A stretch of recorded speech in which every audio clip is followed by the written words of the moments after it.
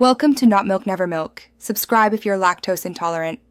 You already have the essentials: an Apple ID and two-factor authentication enabled. Open Xcode, choose Preferences, then Accounts. Click the plus button and pick Apple ID. Enter your Apple ID and password. Apple will prompt for the 2FA code, so be ready on your trusted device. Once done, Xcode displays your account and any associated teams. This first step links Xcode to Apple's developer identity, which is required to sign projects and request provisioning resources. Once your Apple ID appears, you must choose the right team if you belong to more than one. This determines which certificates Xcode can create.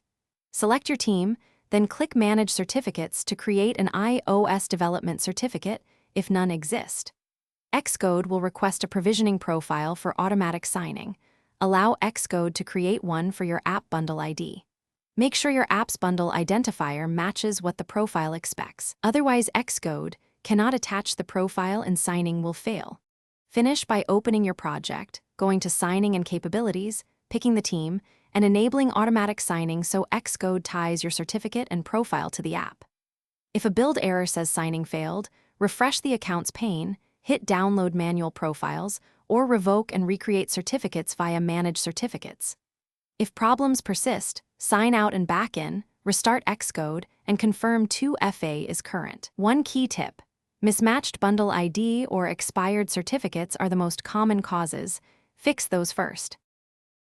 Thanks for watching. If this was helpful, leave a like and consider subscribing. See you next time.